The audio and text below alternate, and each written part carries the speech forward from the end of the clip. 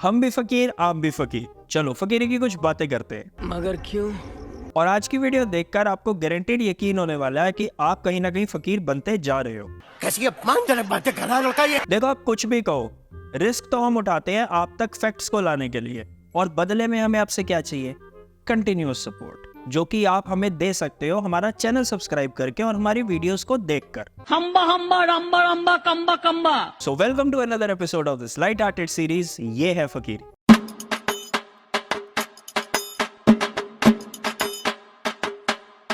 इसमें कोई दो राय नहीं है कि इंडिया वर्ल्ड की 5th लार्जेस्ट इकोनॉमी है, और कुछ खबरों के according it will soon be 3rd largest economy of the world. ऐसा आपने आजकल बहुत सुना होगा। वाह मोदी जी वाह।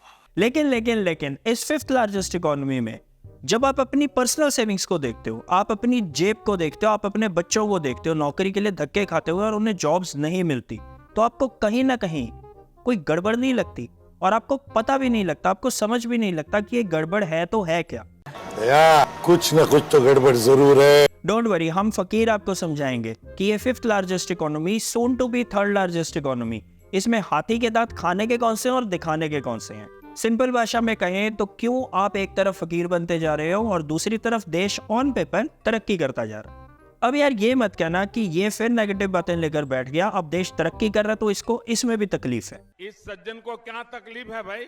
सी, हमारा सिंपल फॉर्मूला है, हम देश की तरक्की को कुछ लोगों की तरक्की से जोड़कर नहीं देखते, हम देश की तरक्की को जोड़कर देखते हैं आम आदमी की तरक्की से।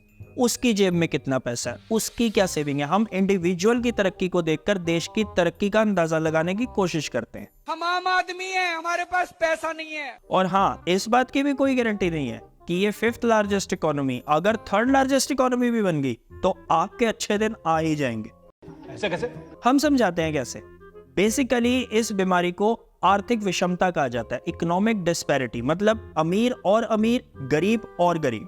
चलो आपको ना कुछ फैक्ट्स बताकर समझाने की कोशिश करते हैं, और आप कमेंट्स में हमें जरूर बताना कि कौन सा फैक्ट सुनकर आपको हैरानी हुई और कौन सा फैक्ट सुनकर आपको परेशानी हुई। ठीक है, समझ गया। एक सर्वे के अकॉर्डिंग इंडिया की टोटल वेल्थ यानी टोटल पैसा, उसका 80% हिस्सा केवल 10% लोगों के पास है, और 1% लोग इंडिया की पॉपुलेशन में ऐसे हैं जो इंडिया की टोटल वेल्थ का 70% हिस्सा जनरेट कर रहे हैं। 1% से एक और फैक्ट याद आया कि इंडिया की पॉपुलेशन का 50% हिस्सा बॉटम हाफ, मतलब इकोनॉमिकली जो नीचे के 50% लोग हैं यानी 70 करोड़ लोग, उनकी जो इनकम है वो 1% की एवरेज से सालाना बढ़ रही है। इसीलिए हर साल इंडिया में 6 करोड़ लोग गरीबी रेखा के नीचे जा रहे हैं। पर कैपिटा इनकम की बात करें, आज भले ही हम 5th लार्जेस्ट इकोनॉमी है, कल को हम 3rd लार्जेस्ट इकोनॉमी भी अगर बन गए, लेकिन अगर हालात यही रहते हैं तो इतनी बात पक्की है कि हमारी पर कैपिटा इनकम बांग्लादेश से तब भी कम ही होने वाली है। कहते ना क्या टेंशन लेनी। अब प्रॉब्लम क्या है? प्रॉब्लम आप में और हम में है।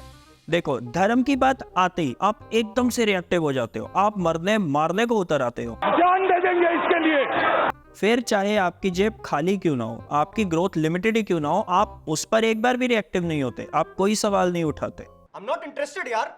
दूसरी तरफ सरकार को यह बात अच्छे से समझ में आ गई है, 5 trillion economy, 5th largest economy, जल्दी 3rd लार्जेस्ट इकोनॉमी, अमृतकाल, ऐसे बड़े बड़े वर्ड्स को यूज करो, जनता की छाती 56 इंच की कर दो और उसके बाद उसको गोल गोल गोल गोल घुमाते रहो, और आप जनता, आप तो क्यूट हो, आप तो सवाल पूछोगे नहीं, भले ही आपकी जेब में फिर 56 रुपए क्यों ना हो। वैसे 56 रुपए से याद आया, आपको नौकरी वाला जुमला तो याद ही होगा। झारखंड की कई माताएं बहनें दिल्ली के अंदर बर्तन साफ करने के लिए मजबूर हो जाती है। भाइयों बहनों, रोजगार आपको आपके प्रदेश में मिलना चाहिए कि नहीं मिलना चाहिए? अब मिली या नहीं मिली चलो छोड़ो, उस पर तो हम कोई बात ही नहीं करते, लेकिन अभी आने वाले 10 सालों में हमें एक्चुअल में, इंडिया को एक्चुअल में 20 करोड़ नौकरियों की जरूरत है, क्योंकि इंडिया का जो यूथ अब रेडी हो गया मार्केट में जॉब करने के लिए, उसके लिए नौकरी है ही नहीं।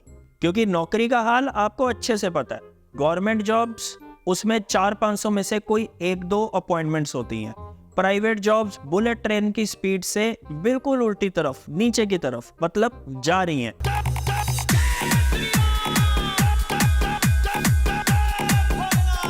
अब अगर नौकरी नहीं मिलेगी ना तो यूथ बेचारा यही सब करने वाला है, बड़ी बड़ी बिल्डिंग, सुंदर सुंदर हाईवे, नई पार्लियामेंट, आलीशान मंदिर, क्या इन सब से आपका और हमारा भला होता है? आप खुद सोचना।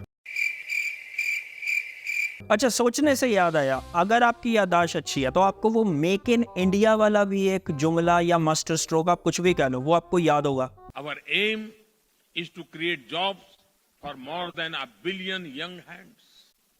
To provide this, the share of manufacturing must reach around 25% in our GDP. We have launched a campaign called Make in India and aggressively work on the front of ease of doing business. वही जिसमें foreign से investment आनी थी, foreign की companies ने यहाँ पर setup लगाने थे, यहाँ पर जॉब्स क्रिएट होनी थी, हम लो कॉस्ट में उनको मैन्युफैक्चरिंग करके दे दे वगैरह वगैरह। हमने मेक इन इंडिया का अभियान चलाया है। हम चाहते हैं छोटे छोटे कारखानों का जाल बिछे, छोटे छोटे कारखाने लगे, हर गांव गली मोहल्ले में रोजगारी का अवसर पैदा हो। अब उसका क्या बना?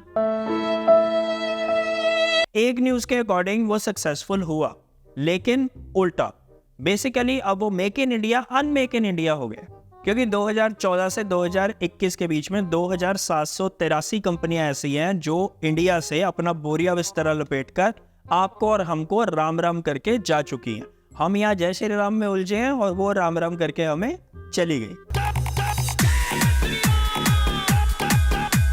और ये कोई छोटी मोटी कंपनियां नहीं थी, सब मोटी मोटी कंपनियां थी, जैसे डाइची, जैसे हार्ले डेविडसन, जैसे फोर्ड वगैरह वगैरह। अब ये हुआ क्यों? एक्चुअल में सरकार मास्टर स्ट्रोक तो मारती है, उसकी मार्केटिंग भी बड़े जबरदस्त तरीके से करती है, लेकिन जब इम्प्लीमेंटेशन का टाइम आता है तब हमको कुछ नहीं पता। ऊपर से सिस्टम टैक्स का, रूल्स का, पॉलिटिकल डिसेंट, सोशल डिसेंट, इन सब की मार अलग से। साला ये दुख का खत्म नहीं होता बे। सरल भाषा में जो इंडिया के अंदर ये केओस, ये टेंशन बनी रहती है, चाहे वो पॉलिटिकली हो, उसकी खींचातानी हो, चाहे वो दंगे हो धर्म के नाम पर, सोशल इश्यूज के नाम पर कोई प्रोटेस्ट या कुछ, मतलब ये जो सारा माहौल बना रहता है, इसके चलते हमारी फॉरेन इन्वेस्टमेंट्स पर इफेक्ट तो होता है। वी नो यहाँ पर बहुत से लोग ऐसे भी होंगे जो कहेंगे धर्म में आस्था तो अपनी जगह है, लेकिन इनकम, डेवलपमेंट, जॉब्स, फॉरेन की इन्वेस्टमेंट, ये सब अपनी जगह है। इन दोनों का आपस में क्या कनेक्शन है? बिल्कुल सही, हम भी यही कहते हैं, इन दोनों का आपस में कोई कनेक्शन होना भी नहीं चाहिए। ये दोनों जब तक अलग अलग रहेंगी तब तक सब कुछ ठीक रहेगा। क्या बात है? सी, अगर आपको ये लगता है कि हम अपर मिडिल क्लास हैं या हम मिडिल क्लास हैं, हम गरीबी रेखा के नीचे नहीं आते और ना हम कभी आएंगे, तो ये गलतफहमी हम आपकी दूर कर देते हैं, हमारा फर्ज भी बनता है। हमने आपको एक वीडियो में पहले भी बताया था कि आरबीआई की एक रिपोर्ट के अकॉर्डिंग जो घरेलू बचत है, मतलब पर्सनल सेविंग्स जो आप और हम घर में बचत करते हैं, वो वाली सेविंग्स पिछले 50 साल में सबसे कम है। कितनी है? 5.1% ऑफ टोटल जीडीपी। अब सबसे ज्यादा ये कब थी? सबसे ज्यादा थी साल 2010 में, 25% हमारे टोटल जीडीपी का। इनफैक्ट कोविड के टाइम पर भी ये 11.5% टोटल जीडीपी का था। अब आप यहाँ पर बोलो कि आरबीआई भी एंटी नेशनल है, ऑपोजिशन के साथ मिला हुआ है। आप बोल हम यहाँ पर ये नहीं कहते कि हम बहुत ज्ञानी हैं, बस हम जो थोड़ी बहुत रिसर्च करते हैं, जो हमारे सामने चीजें आती हैं और हमें लगता है वो आप तक भी पहुंचनी चाहिए, हम वो फैक्ट्स आपके सामने लेकर हाजिर हो जाते हैं बस। ये झूठ है, झूठ है, झूठ है। एक बात हम पहले भी कहते आए हैं, आज फिर कह रहे हैं, ये सब आप पर और हम पर डिपेंड करता है कि हम वोट कितनी समझदारी से करते हैं। हमारे लिए कौन से मुद्दे इंपॉर्टेंट है, हिंदू मुस्लिम धर्म का मुद्दा या फिर आपका और हमारा अच्छा लाइफस्टाइल। ये बड़ी अच्छी बात कही आप। बाकी India is great, be healthy, be happy. बाकी तू बोल दे यार।